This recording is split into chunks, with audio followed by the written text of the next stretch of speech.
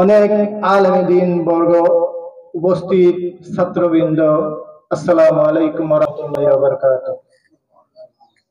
আমি শুরুতেই সেই মহান আলেমের শুকরিয়া আদায় করছি যার অশেষ মেহেরবানিতে আজকে এই অজপাড়া গ্রামে এই অপরিচিত ফ্যামিলি থেকে উঠে আসা একজন ছোট ছাত্র যে আফসার বিন কামাল ভয় লেগে আমাদেরকে যে দ্বন্দ্ব করেছেন, সেই জন্য আমি আল্লাহর কাছে শুকরিয়া আদায় করি, আলহামদুলিল্লাহ।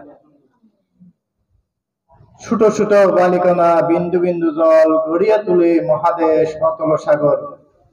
সম্মানিত উপস্থিতি, আপনারা হয়তো আমার থেকে বেশি জানেন আল্লাহ তাআলা সর্বপ্রথম 4টি জিনিস সৃষ্টি করেছেন, আরশ, কুরসি, লৌহ কলম। ওখানে কলমও আছে উদয়। এই কলম আল্লাহ তাআলা গুরুত্ব দিয়েছেন, এই জন্য কলমের অবশ্যই গুরুত্ব আছে, লেখালেখির গুরুত্ব আছে। সেই জন্য আমাদেরকে কলম ধরতে হবে। অবশ্যই এই কলমটা যাতে ইসলামের বিরুদ্ধে নয়, ইসলামের পক্ষে হয়, সেই জন্য কলমের গুরুত্ব অবশ্যই বেশি। এই কলমের লেখাতে ইসলামের পক্ষে আফসার বিন কামাল, আরো বিশেষ করে মহিলাদের জন্য, এই জন্য আমি তাকে ধন্যবাদ জানাই। কারণ আমরা বিশেষ করে মহিলারা বেশি পিছনে আছি ইসলামের দিক দিয়ে। আল্লাহ রাসূল তো 13টা 11টা বিয়ে করছেন, 2টা হয়তো দাসী ছিল, মোট 13টা। আল্লাহ রাসূল এই 13টা বিয়ে ভোগ করার জন্য বা দেহ ভোগ করার জন্য করেন নাই, মূলত ইসলামের প্রচারের জন্য, নারীদেরকে ইসলাম প্রচারের জন্য হয়তো কি এই বিয়েটা আল্লাহর পক্ষ থেকে করেছেন। সেই জন্য এখন আমরা তো আর 13টা বা 4টা সমাজে 2টা বিয়ে করলেও কি এটা কি অসামাজিক বলে, এবং কি সমাজে তাদেরকে কি করে ঘৃণা করে। সেই জন্য আমরা যদি এই লেখনির মাধ্যমে বিশেষ করে নারীদের কাছে আমরা যদি ইসলামটা পৌঁছিয়ে দিতে পারি, বর্তমান সমাজে নারীরা যে পিছনে আছে, নারীরা বিশেষ করে ইসলামের কি বিরোধিতা করে, আমি মনে করি তা করবে না ইনশাআল্লাহ। তো আমরা যেভাবে পারি ইসলামের পক্ষে লেখালেখি করব ইনশাআল্লাহ।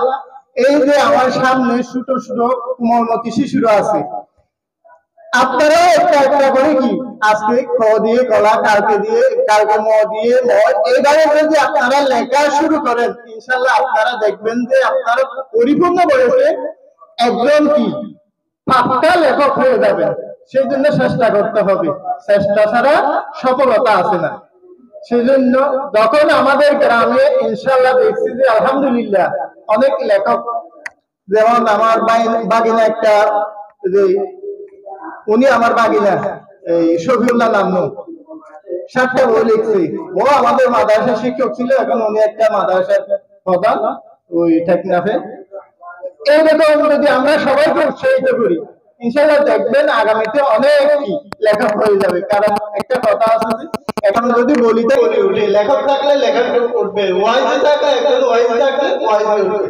সেই জন্য আমাদের এর আমরা যখন কয়েকজন লেখক আছে দেখা দেখি দেখবেন যে ইনশাআল্লাহ ভবিষ্যতে আরো কি লেখক বাড়বে। সেই জন্য আমি তাদেরকে উৎসাহিত করব, যারা লিখছেন তাদেরকে অসংখ্য ধন্যবাদ, এবং সামনে যারা লিখবেন তাদেরকেও আমি উৎসাহিত করবো আপনারা লেখালেখি করে লিখতে লিখতে একসময় দেখবেন যে আপনারা কি লেখক হয়ে যাবেন। পরিশেষে আমি আফসার বিন কামালকে আমার পক্ষ থেকে অশেষ অশেষ ধন্যবাদ জানাই, এবং সবার সুস্বাস্থ্য কামনা করে আমার সংক্ষিপ্ত বক্তব্য বলতে ক্ষমাতেই আমি আমার সংক্ষিপ্ত বক্তব্য শেষ করছি। আসসালামু আলাইকুম ওয়া রাহমাতুল্লাহি ওয়া বারাকাতুহু।